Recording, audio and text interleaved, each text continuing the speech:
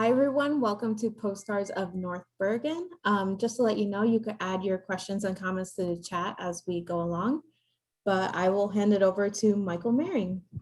Hey, all right. Thank you very much. Thank you to everybody for coming out tonight and taking some time to hang out with us and kind of take a glimpse into the town's past.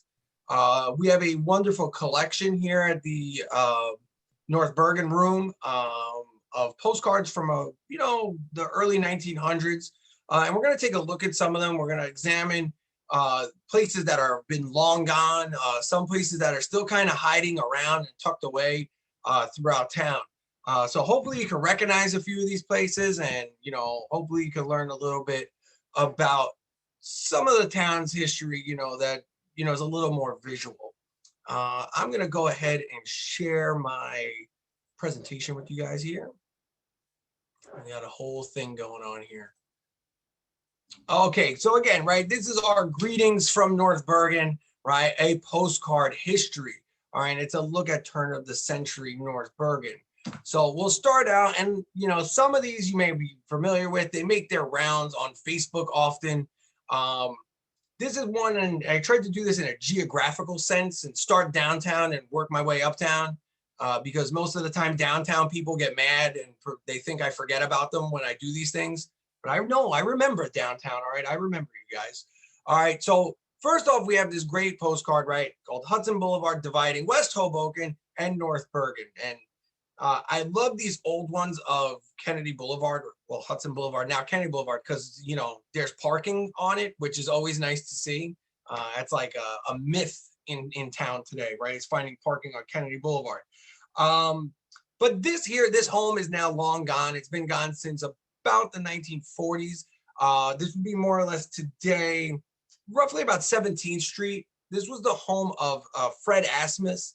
He was a florist. He did a bunch of jobs with the county and the township, in the 1870s, pretty much into the early 1900s.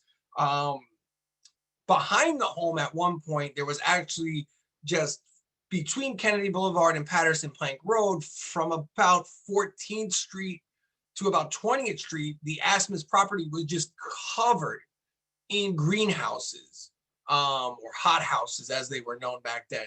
And they had a very, very successful floral business there. And a lot of people don't know this about town, is that we provided a lot of flowers, right, from downtown. And, we have another postcard from Blumenthal, which was uptown in about around 91st Street. But the floral industry was kind of the backbone of the town's economy in the early 20th century. And again, this beautiful home was, unfortunately turned down, but, so is progress. A little further up the road, right, we have the Hudson County Boulevard, right, West Hoboken and North Bergen, West Hoboken being on the left side of the photo and North Bergen being on the right side of the photo. This is roughly around 20th Street off Kennedy Boulevard, and this brown home here is still there, right? So if you're ever heading downtown, that's actually 2001 Kennedy Boulevard today. It's got white siding on it, but it's still there. And then we can see the Asmus home down here. And again, this is total speculation. In the area was the North Hudson Animal Hospital. We believe this carriage most likely belonged to the veterinarian that lived there, as he would have been kind of right down the road there on 20th Street. But again, beautiful scenery, right? Something most of us are not used to seeing. No traffic on Kennedy Boulevard, wide open parking, a totally different world prior to everything that we know today. Here we have today would be roughly 22nd Street and Kennedy Boulevard. If you were with us last month for our streets presentation, the name Dietz should seem familiar to you. This is the Dietz Hotel, right? And it's showing Union Hill, West Hoboken, and North Bergen. And again, postcards back in the day would label all the places, literally, pretty much, and they wouldn't just say North Bergen. They might add in West Hoboken or Union Hill because people might have known those places instead. This postcard we're estimating to be from about 1905 to 1910. And North Bergen might not have been the draw for people. My favorite thing about this hotel, though, is that the Dietz family, they're a very powerful family in North Bergen. The hotel is run by Conrad Dietz, whose brother is Charles Dietz. Okay, his brother was the mayor of North Bergen, and at the time, this was the only hotel south of 32nd Street. There's some rumors that Charles Dietz made it happen that way, that his brother could kind of reap the benefits of anybody traveling south. But the Dietz Hotel was a major, major landmark in town and hosted multiple social clubs, and a lot of activity took place there, both with residents of North Bergen and West Hoboken and Union Hill. Here is one, and again, my daytime job, I'm a teacher in the high school. And this is something I like to tell my students, and then they get mad at me for some reason. Like I had some control over getting rid of an amusement park. But I like to bring this up, right? And this is something a lot of us know, the idea of Columbia Park, right? We know the shopping center, and some of us, this is where people get mad. Some of us have parents or grandparents that may have told us stories about going to Columbia Park, in the 50s and the 60s. We're looking at turn of the century Columbia Park when it's brand new, and this is Otto Osserbach's brainchild, is to put this amusement park here. The park comes into existence, Columbia Park itself comes into existence in 1919, and will pretty much operate as an amusement park until World War II. And then it kind of slowly starts to die out. But again, you'll notice it says Union Hill, and it might be because Union Hill is more known. It might be because it's from the other side of Kennedy Boulevard. But this would be the entranceway to Columbia Park. Again, we have another entrance here, and this is kind of to show a sign of the times in a sense. It's an automobile entrance. So not only could you walk in, which most of our residents would have done, most Hudson County residents would have done, you could drive in, right? This place drew visitors from all over the Northeast. You had visitors from, we have records showing people coming as far south as Washington, D.C. To come to Columbia Park, right? To come take a look at what we had going on here. Inside the park, and again, like any park, they want to showcase what they have. Inside the park, we could see, they had a little bit of everything. They had a bandstand. They had a free act stage. They had different musicians and different kind of carnival performers come through all the time. Then there was the Big Dipper, right, which is this roller coaster here. And then the arrow swings, which are in the background. And again, we look at some of these things and we go, wow, that's amazing that these things could have been there. And when we look into the park, and the park is really this like pet project we have in the North Bergen room, there's just so much information that it's impossible to go through all of it in a timely manner. But we did find out that the Big Dipper would have cost about $50,000 to create back in the early 1900s. It was created by a man named Arthur Loaf. Now he creates the Big Dipper for us here in Columbia Park, but he creates the Giant Dipper for Santa Cruz, California. And if you ever happen to travel to Santa Cruz, California, the Giant Dipper is still standing. So if you ever wanted to know what this ride would have been like, there is the ability to go and check it out and see what this ride would be about.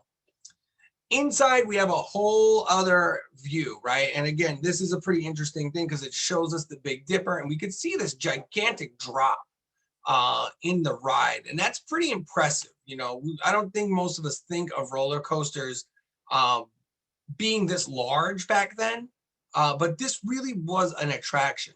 That was the one for thrills in the park. And then they had a smaller roller coaster that was more built for speed, and that's the Greyhound right here in the front. They also had an early bumper car system which, you know, today bumper cars, you get in and you try to smash into your friends and you know, give somebody whiplash. But back then, automobiles are just being really mainstreamed. So the idea of bumper cars was known as the Dodge 'em, and it was really to help you learn how to drive and miss other people and not hit somebody. So really, it's funny how time changes here and how amusements will change. The joy of not hitting your friend, I guess. I don't know. Inside, again, like I said, it wasn't just rides. There's also dance pavilions and restaurants. There's bowling alleys. There's even a garden, right? If you see it off here on the left-hand side, the Columbia Gardens. They had animals inside of there. They had plants. And again, the plants and animals were both local, domestic, and also foreign. So it was like the equivalent of going to a zoo. We've seen reports that people would go and, you know, the monkeys were a big draw. Like they had monkeys. Like to think there were monkeys at one point in North Bergen is kind of crazy. And that they were just hanging out on 32nd Street. Like it's kind of a wild thought.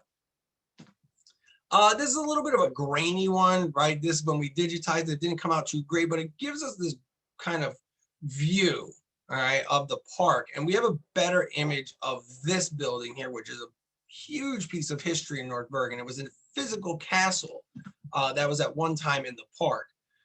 There was a boardwalk inside with a whole bunch of different boardwalk style games and attractions. Two of the biggest ones are Noah's Ark, all right, and the Old Mill. The Old Mill is going to be kind of like a water ride. Think Splash Mountain without the splash, all right, just going around in a circle. And then Noah's Ark was, again, literally a fake boat built with animals put inside of it, real animals. The castle that was there was at one time somebody's home. It was the home of a gentleman by the name of William Wright. And William Wright bought the castle from someone named William Cantello, right? And if anybody's, you know, familiar with the Union City area, you'll know there is a Cantello Street, both named for the same, or the same name for William Cantello, right? And there's a great story about William Cantello and William Wright himself too. William Cantello is rumored to have been a very wealthy lord in England and set to inherit a lot of money and a lot of property. But love got in the way, and Cantello fell in love with a servant girl, and the family frowned upon it. So he did what any respectable man would do. He ran away to America, and he brought his girlfriend with him and built a castle, right? My wife is now listening, probably in the other room going, where's my castle? I'm working on it. All right, but William Cantello builds this castle and lives there for the rest of his life. He then, after he passes, it falls into the hands of William Wright. And William Wright is a cotton importer and exporter, and he makes a ridiculous amount of money. And then all of his profits seem to disappear after the Civil War. He sells, well, he doesn't really sell, he abandons the property and leaves. And then when the park comes in, the Schutzen Park Association takes it, it turns it into a restaurant, and then it just becomes an attraction for Columbia Park. So it's got a really long history. It's torn down, unfortunately, as the park kind of fell into decline. So we lose a very unique piece of history. Here is Noah's Ark, as we were talking about before. We have some paper mache animals outside and kind of oddity decorations, but inside there would have been live animals. So again, the attractions are really across the board. The park typically opens in April and closes in late October. Sometimes we have records of it staying open until November if the weather stayed nice, but it typically closed up for the winter. Now, all these rides are great, but here's the real big draw. The big draw is the swimming pool, okay? Again, we kind of see that it says Union City on it, and that gives us one clue of at least when this postcard is from. because Union City's not a town until 1926. So we know this postcard's from at least the late 20s. You know, if there's any bathing suit experts, they probably would have known that. I myself, not very fashionable, but we know Union City's a town in 26. But there's a lot of great stuff going on in this pool. The pool is going to be open from May, all right, until September, and they have 6,000 lockers, right? So they know they can fit 6,000 people in this swimming pool. All right, now, I mean, that's a lot of people to be in one pool, especially now in the world we live in today. 6,000 people anywhere seems insane. But here there's 6,000 people swimming perfectly just fine. Here we have the Silver Falls, right, which is a waterfall that they put into the swimming pool. We could see all these people having a great time in the front. The pool itself held 1.5 million gallons of water. Okay, it was 250 foot long by 165 feet wide, and the deepest point was 12 feet deep. So this is a serious pool, okay? And it's continuously supplied with fresh water. Now, where they're getting this fresh water from, right? This place is ideal. They got 2 freshwater systems to the east and the west. They would pump water up from the Hudson, and then they would pump water up from the Hackensack, or even from Chromakill Creek, which is a little bit before it's out in the meadows. Again, 6,000 people in a pool, and now let's add that we're swimming in water from the Hackensack and the Hudson River to this mix. Things that are just completely unthinkable in today's world. They had a massive continuous filtration system. So the water was never stagnant. It was constantly moving, which is extremely impressive for the time. Again, Otto Osterbach was quite the salesman, and he says, and again, there's really no evidence to say he's wrong, that this was the largest pool on the eastern seaboard. So again, there's a lot of people who say otherwise, but they can't prove otherwise, right? And unfortunately, we can't prove them either because the pool's gone. Who knows? Maybe one day we'll find a footprint underneath the shopping center, maybe. Here we have the Boulevard showing Schutzen Park, right? And again, we could kind of see Fritz Reuter is back in the trees there on the left. This would be modern day, roughly where 32nd Street is. The Sears and Roebuck building is down there today. Here we have another good one, right? The Old People's Home at Schutzen Park. It's impressive that this building is still standing, right? This is one of the original buildings that the Germans build when they buy the property. And we've seen it grow over the lifespan of it, but it is really a testament that this building is from the 1880s, that is still standing there. A ton of renovation on the inside, but still very impressive. We have, again, another bird's eye view that shows Sea Caucus, you know, and then here we have these frontal areas on Kennedy Boulevard, which are, you know, now parking lots here, and Sears, the Sears building's here, and a McDonald's is over here. There was at one point some type of lodge that was there as well, Masonic type lodge, that almost actually became North Bergen High School back in the 30s and 40s. That's like a really weird sidebar, but you know, it's there. The lake at Schutzen Park and the festival hall and the lake, which is now long gone. You know, and again, really just impressive to see the 1911, an advertisement from 1911 that we have seen called Schutzen Park. And again, Schutzen Park is, you know, another cultural center for the German American community. In 1911, they claim it's the largest park of any kind in New Jersey. And what they had going on there were rifle ranges, they had bowling alleys, dancing pavilions, they had a hall which could accommodate 50,000 people.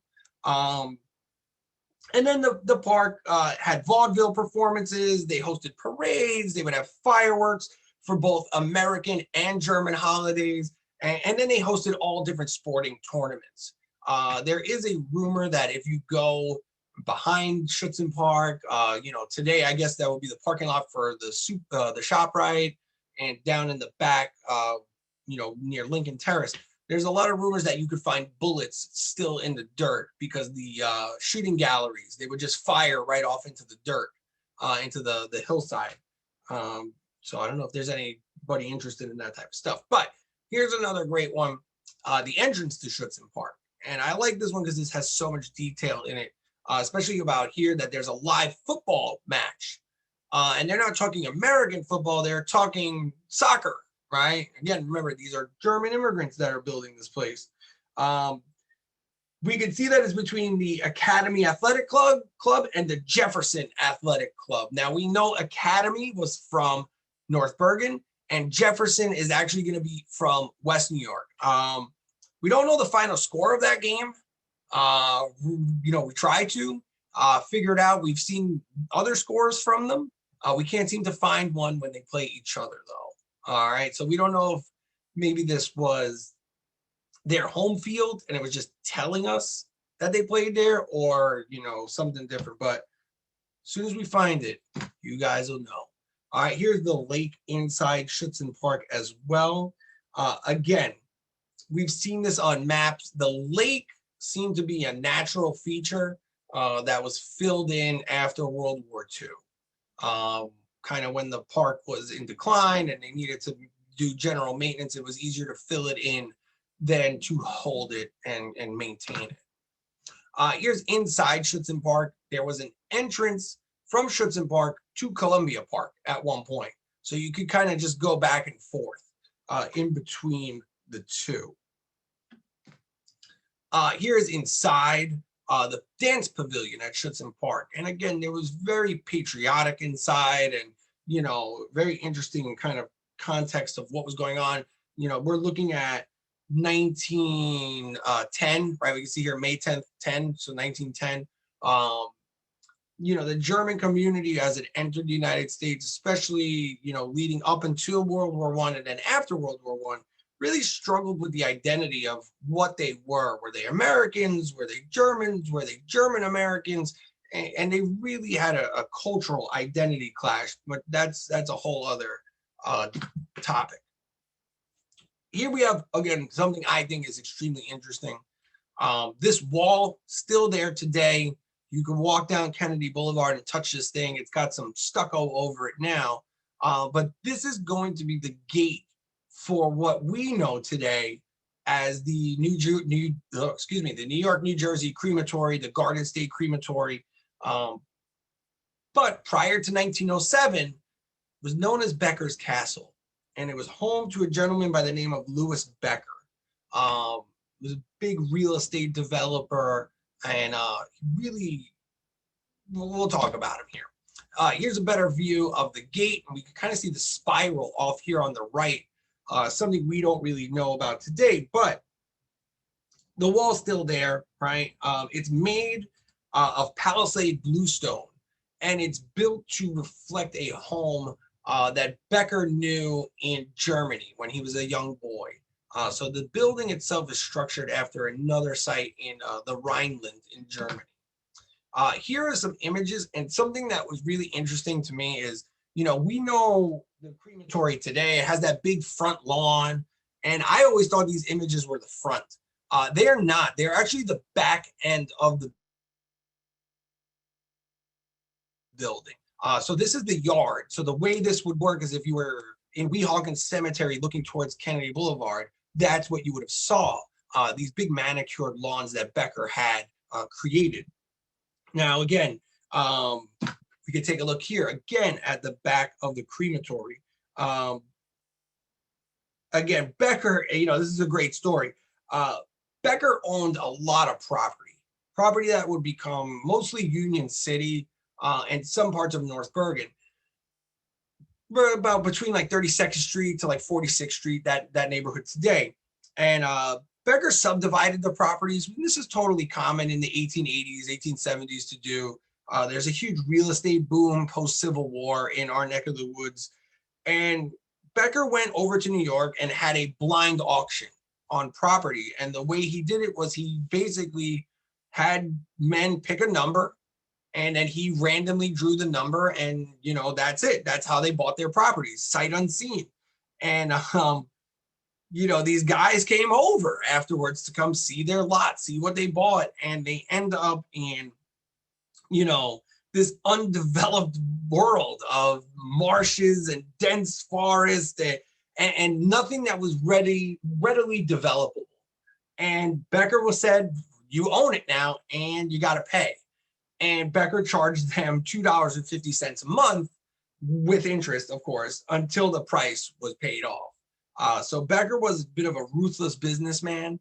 And, he definitely made a ton of money off of that sale, where he could retire. And, we saw after he retires, he shows up in a lot of the census records as a florist, right? Again, but we know he doesn't sell any flowers. He winds up getting into the cemetery business. And that's how this building ends up in the hands of a crematory. It was kind of just stayed within the natural business of the area. A familiar sight for everybody, right? This might be, the most iconic building, I think, in town. Everybody knows it. And there's no ifs, ands, or buts about it, right? It is one of the most architecturally unique buildings in town. We don't have anything else that is built like this. It's built in a palazzo style. It's constructed between 1905 and 1908. And it's overseen by then commissioner and future mayor James Nolan, right? He's the police commissioner, and then he becomes mayor. And he was also in the Guinness Book of World Records, which for the funniest thing for me to think of is he was a very large man, and so were his siblings. So for a short time, the Nolan family were in the Guinness Book of Records for being the largest family in the world. And I think that's such a crazy fact. This building was renovated in 1926, so it changed a little bit. There was like an auditorium in there. There was all different aspects to it, and the way that they used the area to repay for the construction of it was very expensive. The top floor was apartments. There was 4 apartments originally, and then it turned into 2 apartments. So that was a way they used to offset the cost of the building. They would rent it out. Here's a better one, right? And this one was touched up a little bit. Again, trafficless Kennedy Boulevard, tons of parking. This is going to be, in a sense, it keeps saying the Boulevard, right? Anytime we see the Boulevard, that gives us a hint that this is post 1895. And again, the building's built in 1907. So that's a dead giveaway as well. But it's another great view. Here we have Town Hall again, and we know this card is going to come after 1920. Not just the automobile is the giveaway, but the World War I monument is there. And again, it's got to be later than 1926 because the renovation has happened. The extension has been put on. The building next door also served as offices for Town Hall. It was originally a bar. And I could imagine some of the characters that ended up in there.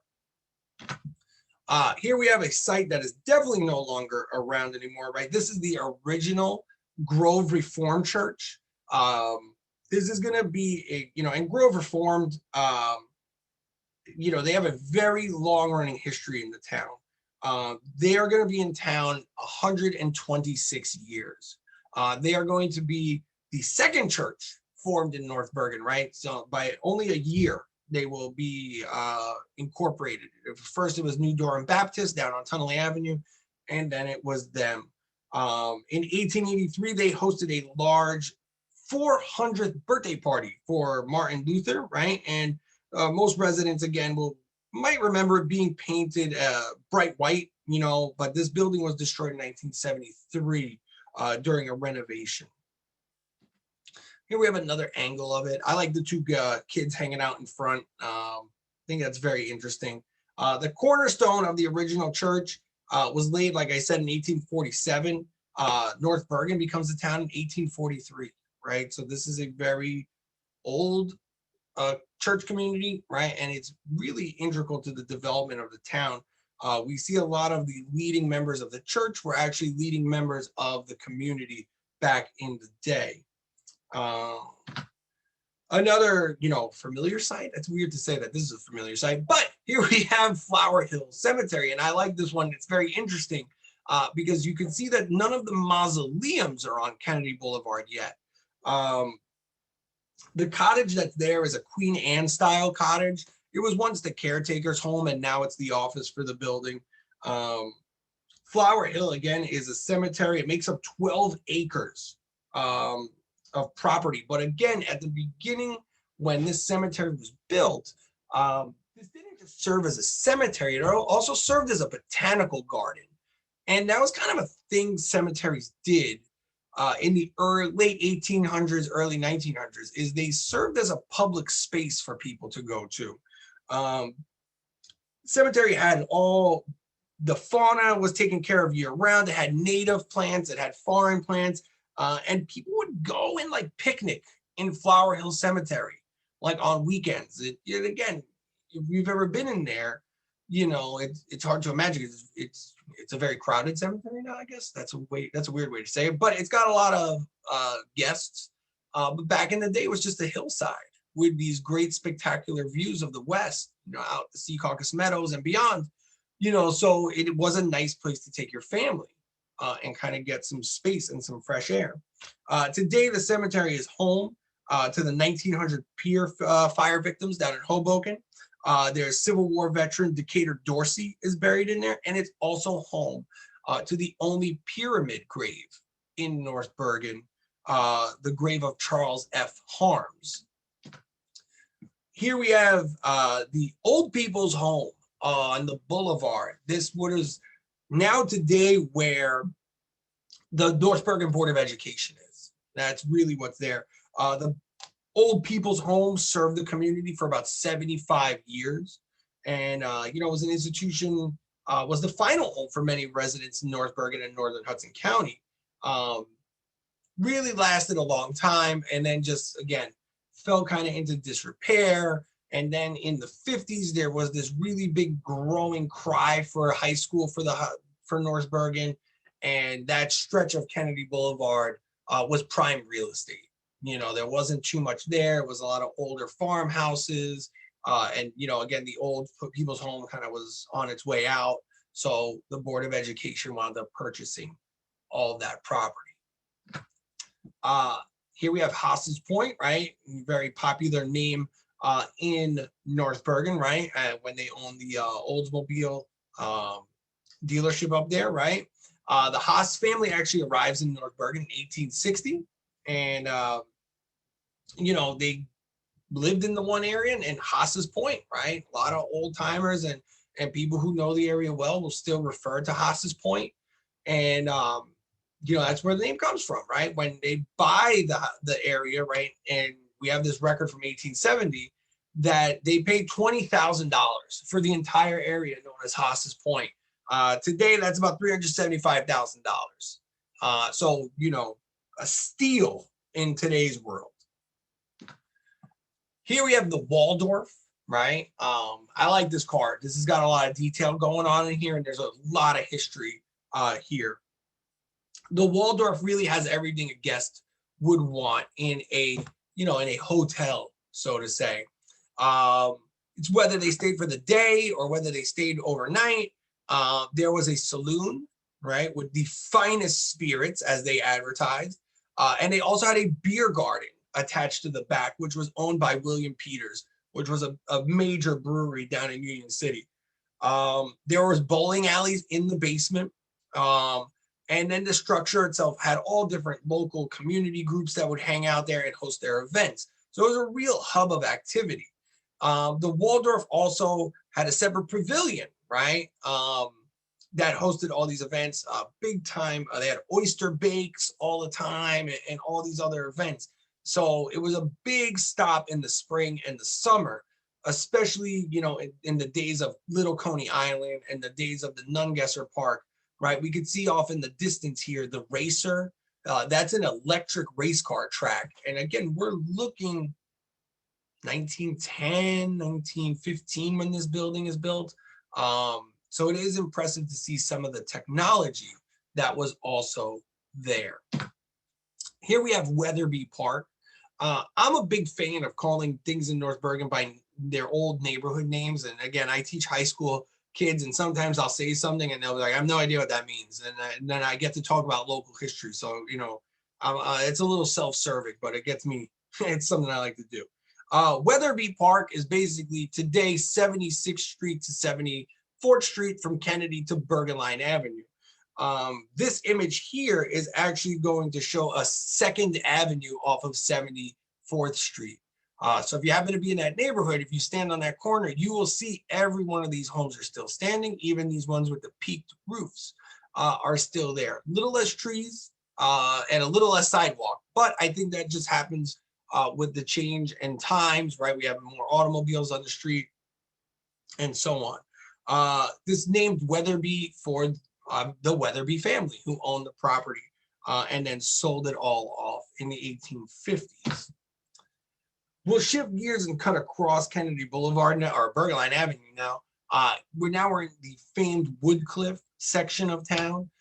Here we have 31st Street. And, one way I always tell people to calculate the addresses, or at least the street numbers, is add 44 to it, right? If you add 44 to the old street numbers, you get today's street numbers. Here we have 31st, so you add 44, and we're looking at 75th Street today. Unfortunately, the building on the left is long gone. That is the old Woodcliff Land Office. And then on the right, we have the Brasileiro restaurant, which is still there. So you can actually go grab a meal in this building. And if you're on 75th Street and you look down, you'll notice almost all of those homes are also still there. So it's very, very cool to see it. The Woodcliff neighborhood really was preserved. There's a better image of the restaurant, or the building that becomes the restaurant. Today, it's always been a restaurant. So it's always been, again, a cornerstone of the neighborhood. Here we have another view of the Woodcliff Land Office. It also served as a train station. And then sometime, and there's a great rumor about this, sometime in the mid 20th century, this building is moved, or at least rumored to have been moved, around the corner to 74th Street. And it's still there. You could go take a look judge for yourself if you want. It's about 2 doors up from the apartment building on the corner. The name escapes me right now, but it is a pretty interesting piece of history. Here again, we have the opposite direction on 75th Street, looking towards Bergen Line, right? Today, the apartment house on the left is still there. The building on the right has gone through many different lives, so to say, or the property has gone through many different lives. The image that's there is a structure built by a gentleman named George Haplin, and it gets known as the Haplin Block because he is going to expand his homes, and he's going to build several apartment houses that are all connected. Almost makes it from 75th to 76th Street. But unfortunately, today they're not really around. You may be able to find one of the structures. Actually, this centerpiece is still standing there, right next to this building, the Woodcliff Trust Company. Today, it's a Wells Fargo bank. This is added in about 1921. We're going to say that Woodcliff Trust comes in, and in 1921, Woodcliff is really the place to be in North Bergen. Broadway is bustling with activity, storefronts and businesses, and it's really a hub for activity. And it almost is a town all to itself. There's all these movements to become their own town, and then they all fall kind of dead on the New Jersey State Senate floor. But great building to go take a look at. Here we have 30th Street. So now we're looking at 74th Street, right? Looking towards Bergen Line Avenue. There's really 3 builders at the time in this neighborhood. We have Oscar Broberg, we have Andrew Hoxton, and Oscar Horgless. These are going to be the 3 big developers on 74th Street. Woodcliff in general had about 4 or 5 major builders. Those 3, you had James Thompson, who built a ton of homes up on 79th Street overlooking the park. And then you had the Woodcliff Land Improvement Company, which built homes off of Boulevard East pretty much to about Broadway. Tons and tons of buildings. And the really interesting thing, I think, is that all the builders lived in the area. I think that's something very telling of what they or how they felt about their buildings. And, you know, it's interesting to know they built and then more or less picked their own neighbors. So that's kind of cool. Here we have 32nd Street, so 76th Street, looking west from Broadway. Now, these pictures, you know, they're kind of covered by these trees, but both homes are still there. Again, here we have 32nd Street from Woodcliff Avenue in 1911. Both homes are still there as well. So if you're up on Broadway, and again, I always encourage people, take a walk on Broadway, take a walk on Park Avenue, and really take in some of the architecture. Again, 77th Street, right, east from Broadway, looking towards Boulevard East. And again, very beautiful scene that we could see here. I like that these postcards are kind of pieced together as well. You could tell they cut out the imagery and had it, you know, maybe the sky might have been a little dark that day, so they pasted it on manila paper. Again, speaking of iconic buildings like Town Hall, this building, you know, up on, you know, 78th Street, probably one of the biggest buildings or most recognizable buildings in North Bergen. It's a Victorian style home. It was built in about 1893. And, you know, it's been home to several families. But again, really a building that's been around for 126 years. You know, it's hard to imagine that. It's hard to know that people walk past it so often without realizing how long that building has been here. Here we have school number 2, right, which is the original Robert Fulton School. This building is going to be kind of renovated, so to say, in the 20s as Woodcliff starts to grow. And then, you know, we get the new Robert Fulton. Across the street, right, we have the original, the church that would be replaced by Temple Beth El. This was a Baptist congregation. It was just known as the Reformed Church. We found a great piece of history on this building that they had no piano and that a family from Palisade Avenue would have to bring their piano down every Sunday and then wheel it back home. You know, so I think that's a really interesting piece of history about the buildings. Here we can see the same view, but we know that this is going to be from a post-World War I era, and we could tell because of the apartment buildings up by Hudson County Park are built there. But we can see, you know, the development of the area, right? This really shows, you know, how big the Woodcliff community is. Here we have the Woodcliff Fire Engine, right? This building is still there now. It's part of the North Hudson Regional Fire Department, but it was an all-volunteer service at the time of its creation. This one got a little blurry. This is the Old Mansion. This is the Old Meeks Mansion, as it was known, built by Hamilton Meeks, very wealthy guy, big in the creation of Woodcliff. Now, you know, his family was very influential, and, you know, his home later burns down. And I think this is interesting that they made a postcard out of the ruins of his home. He didn't live there at the time. He was long gone. This was owned, you know, by another family. The fire was accidental, although some reports say it might have been for insurance purposes. But, you know, here we have a whole postcard made out of the ruins of the building. Boulevard East is obviously going to be one of the most picturesque things that we have going on. That curve in the road back here, this is going to be known as Blockhouse Point, which is 74th Street, Boulevard East. This is where the Battle of the Blockhouse, Battle of Bull's Ferry, took place in 1780. And it's very interesting to see a kind of blank Boulevard East, you know, and, you know, the roadway is very interesting. It's not completed. Boulevard East is not completed until like the late 20s, early 30s. So very interesting to see. Here's another view, right? As you can see, shows a little bit of the waterfront and shows, you know, a lumber yard off into the forefront. Again, here is something I always like to point out to people. This is, you know, lovingly known in North Bergen as Suicide Bridge, but these are the Woodcliff arches. These are engineering kind of genius. You know, we knew we needed a roadway and there was only one way to do it. They built these amazing arches across these gaps in the palisade. You know, and North Bergen is home to the highest point on the Palisade, right, in Hudson County at least, standing at 300 feet tall, right? So it's a great image of something that, you know, is kind of covered up. You know, luckily we could still sneak a peek when we're down on the water. Again, another view, right, of these majestic, you know, cliffs that, you know, we've kind of take for granted, right? They've been here for so long, so have we.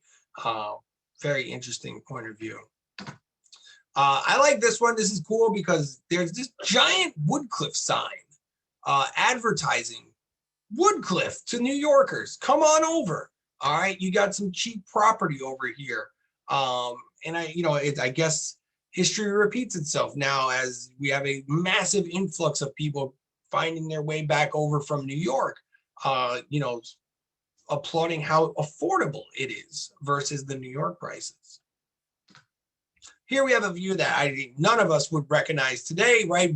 River Road, full of the shipping industry, right? So again, very, very interesting point of view. We'll jump back downtown, right? Today, this would be where you get off Route 3 or come out of Secaucus. This is the old Mccollum Homestead down in New Durham. It's a great old hotel that would have been down there and, you know, hosted tons and tons of people. Mccollum himself was said to be friends with people like, you know, Cornelius Vanderbilt would come and visit, and Daniel Webster and Jay Gould, all these big real estate, railroad moguls would come and visit, you know, Cornelius McCollum at his hotel. Also, the wagon in the front is an old A&P, American Pacific delivery truck. I think that's another great piece of information there. Another great item, you know, the New Durham Baptist Church is down there. It's been there again just as long as town has existed, pretty much. And then here we have them celebrating their 100th anniversary, right? 1937. And then there's the church vestibule, which is built right next door. And again, great pieces of town history. You could go down there. I always suggest people go in and you know, poke your head in there. The church really has not changed much over, you know, coming up on 200 years in a, you know, a couple of years. Here's the F.A. Austin and Brothers, you know, lumber company. This would have been down on Grand Avenue today. Unfortunately, those two buildings are gone. This apartment building, though, is still down there on Grand Ave. Here we have, you know, my dear friend Ronnie Skokandich. He, you know, this is one of his favorite things, and I love talking about this with him. This is the first post office in what is called New Durham, right? So this is technically our first post office in North Bergen. It's it's worked by the Kittle family, and they are very detrimental to the postal service, right? Abraham Kittle is the original operator. He passes away. His wife Caroline takes over, and she's credited with creating the return receipt. You know, again, a lot of history here. And again, jumping around all over the place, we have the park, right? 35th Street, again, add 44, you get to 79th Street, right? You know, a great view of the park. Another view of the towers exiting the park. This was all built by Charles Lowry and the Hudson County Parks Department. Around 1918 is when the park opens. Prior to that, the park was kind of just wilderness and some farmland. It was used as you know, military parade grounds during the Civil War, but other than that, it was just kind of this lot of land. You know, this image right here, I think there's nothing more that says the park than the old police house that's up there. Again, it's great to see that it got restored as well.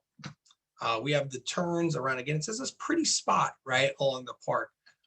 Again, very interesting, very unique way to see, you know, these these old concrete urns. You know, unfortunately, they were all gone. They were deemed too much to repair, and they were all taken out. But these all decorated every post along the park. Again, Lowry was a very decorative guy, and if you go to all the county parks in Hudson County, Lowry designs all of them, and you will see a lot of similarities in every aspect of the park. He didn't go with uniqueness, he went with uniformity. Here's another great one, Little Coney Island. Again, if kids, you know, when I tell kids about this, they all go and get mad at me like I got rid of it. But we have a ton of rides here. This will be up by 91st Street and Bergen Line Avenue, where Kennedy and Bergen Line meet. You know, we have a ride called the Tickler, right? We have Ferris wheels, we have games, we have food, right? This was a lively place, but it was a thorn in this town's side. As great as this is, right, here's Abe Dormer's ice cream cones. Abe Dormer is a Syrian immigrant. He goes to the World's Fair, you know, in St. Louis, and, you know, he's there selling something else. And he sees an ice cream stand run out of plates, right? And he sees a waffle stand next to the ice cream stand. And Abe Dormer marries the two ideas. And that's where he creates the idea for the waffle cone. So when you're eating a waffle cone, that comes from North Bergen, right? Abe Dormer, right, invents this thing out of sheer happenstance. And, you know, today the family still owns a restaurant down in Virginia, and they still have his original cone maker, which is very, very interesting. So Abe Dormer is there. Next to him is Frederick Dole with his carousels, and his carousels were kind of all over the United States. Again, here we have the famous cones filled with delicious ice cream, right? They didn't even know what he had, right? He didn't even call it a waffle cone. Here we have it again, Coney Island. Little Coney Island lasts, you know, probably about 1920, before it burns to the ground. Here off onto the right, we have Nungesser's Hotel, right? And, you know, I really like Nungesser's Hotel because North Bergen passed a blue law where you could not serve alcohol on a Sunday. So what did the Nungesser family do? Well, they bought the lot on the Fairview side of the county line. And rumor says that they drew a line down the bar. And on Sundays, if the cops came in and you had a drink, you ran to the Bergen County side of the bar where it was totally legal to drink, and then made your way back onto the North Bergen side. So again, when there's a will, there's a way. Like I said, there's another florist in Uptown, listen to me, Uptown North Bergen. Here's William Bluthengal's floral in Hudson Heights. Again, the greenhouses were all over the place in this town, and this was a really big way to make money. All right. There's even a rumor that we've supplied more flowers to New York City than anywhere else. Here we have Hendel's Pine Lawn. This is one of my favorite names to say. The gentleman who owned this house was named Sixtus Handel, corset maker. But as Little Coney Island grew, he apparently opened up a forest that you could walk through. He planted some pine trees, more or less off Woodcliff Avenue at Heimdall Place today, and would charge people to walk around his property. Next, we have the old Riverview Hotel. This is where Rancho Mateo is today, up on Woodcliff Ave and Palisade Avenue in the gas station. But back then, they would have had a clear view of the river. So the Riverview Hotel is a big stop, or the Riverview Inn. Although this image doesn't do it justice, I would assume this looks more like the Bates Hotel. But lastly, we have this one, and I think this is a good one to stop off on because you could still go see it. The post office and drugstore in Hudson Heights. This building is going to be up on Palisade Plaza. It becomes, you know, the Plaza General Store becomes Walter's Inn. This has a long history, and now it's a couple of apartment buildings. And anytime I'm up in that neighborhood, I always wonder if the people who live there know the whole history of the building. But again, these items and these places are all around town still, and you know, there's so much history that I hope I did some of it justice tonight, and I hope that you guys are inspired to kind of take a look around and see what we have in town. I will wrap that one up there. All right. But that is what I have. Thank you for coming, guys. I appreciate it. If you have any questions, I'll gladly take a few. I got noticed that there's only 2 minutes left. All right, so I think we're gonna wrap it up. The Waldorf was on 91st Street and Kennedy Boulevard, where the bend goes around Kennedy Boulevard. But guys, we'll be back. I don't want to hold up the library staff. We'll be back next month. We got a ton of stuff in the works. We have hopefully a plaque going on Boulevard East for the Battle of Bulls Ferry soon. We have some research going into a group known as Save the Palisades. We have some research going into what happened to Blockhouse Point. We also have some research going into a gentleman by the name of, I won't give too much away, but he's probably the most infamous gangster in North Bergen history. We got some work going on with him. Very interesting stuff. Again, if you ever need anything from us at the Historical Society, reach out to us on our Facebook page.